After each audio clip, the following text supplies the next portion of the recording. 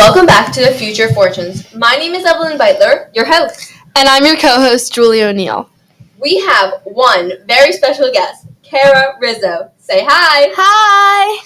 Today, we are going to be talking about buying your first house. Before we really start today's episode, let's ask, what would your dream house look like?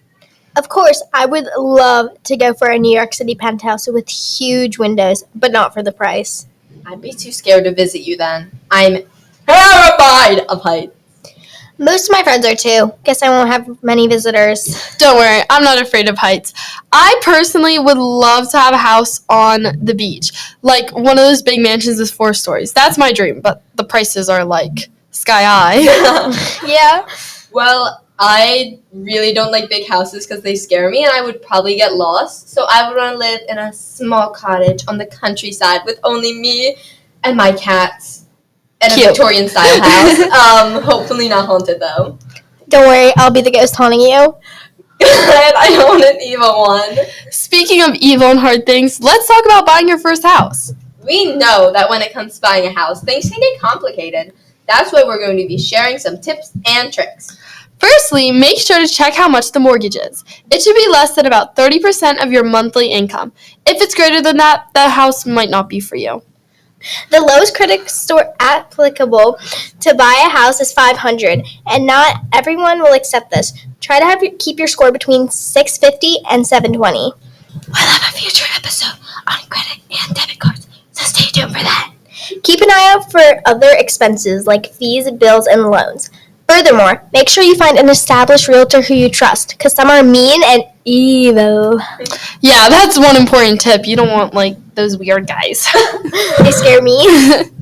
Now, this one isn't as important as the others, but check if the house is well insulated. Insulation can cost up to $4.50 per square foot. That's crazy. Crazy. Lastly, using real estate apps might be more helpful to narrow down areas you like, prices that fit your budget, and amenities you want.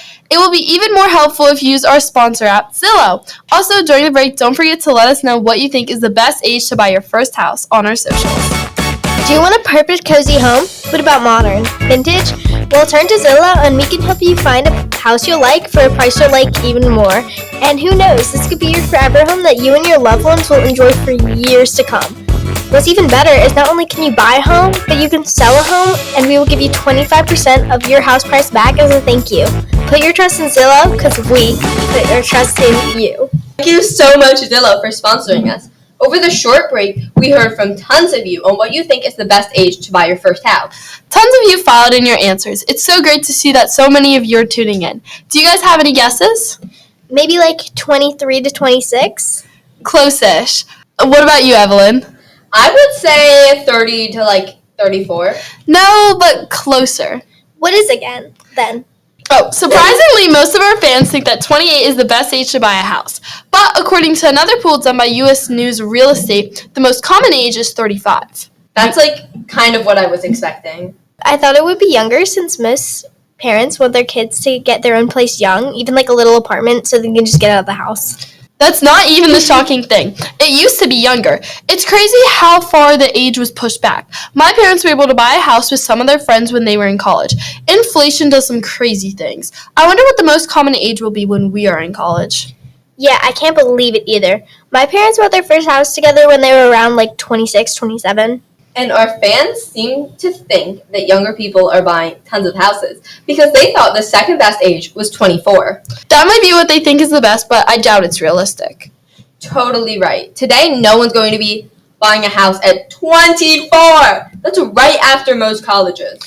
The third most preferred age was 31, which seems like something more achievable right now in our nation. We love to hear our audience's opinions. Remember, you can vote on our socials because it's so nice to hear from all of you. Now, let's hear from Raymore and Flanagan. Do you want a cheetah-print couch or maybe a painting of Paris? Come to Raymore and Flanagan. From comfy furniture to a self-heating mattress, your furniture dreams are right around the corner.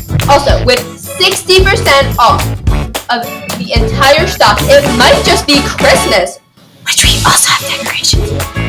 So, stop on by and get some furniture. Thank you to our second sponsor of the day, Raymore and Flanagan. Now, let's move on to our fun fact segment. Kara, do you have anything for us? Yeah, this is especially shocking considering the world we live in now, and how much the crime rate is going up. But only 30% of Americans have home security systems. Well, I guess I'm part of that 30%. I would have thought the number would be at least 50. That's what I would have thought too. Evelyn, do you have a fun fact? Yes, this one is kind of hard to wrap your head around. But did you know one of the oldest still surviving houses is in the UK? It's from around 3,500 BC. It's called Knapp of Howard. What? That's not even that surprising. Most homebuyers are millennials. I think that's crazy. I mean, that was like so long ago, but anyway, this one. Wait. This one might be more surprising. Most people buy a home just to have the homeowner title, but most people buy a house just to have the homeowner title. And I honestly think that's kind of crazy. Like, do you know how expensive houses are and you're buying it for a title? I think that's crazy. And that's so weird. Like, why wouldn't you just buy a house to live in it? Yeah. I would do it to like have my own house and like live separately from my parents and like learn how to do this stuff. And also I would get so much alone time, which I would love. So real. And I have a little fun fact from like 2 blocks away from my own house. It is the Moon Williamson log house. It's from the mid 1700s, and the owner of this house was a well-known carpenter. He was particularly skilled in making Windsor chairs. That's like really cool. I mean, that's right by where you live. Yeah. Like, history. My neighborhood would be is so proud. My neighborhood is so old. Okay, wait, pause. Now recap, and then I'll say make sure to join us next time, and then you say thank you to Kara and then our sponsors. Okay. So, we had so much fun talking about our dream houses, some tips and tricks that everyone has to know, and we polled our wonderful audience, and we also learned some fun facts. I want to thank you all for joining us on this amazing episode. Okay. Thanks for joining us today, and we hope to see you next time as we talk all about...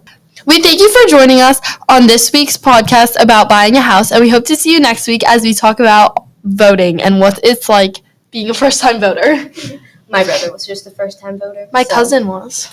I do not have any older cousins, so I have so many older cousins. But I'm the baby. anyways, thank you so much for joining us on today's episode about buying houses.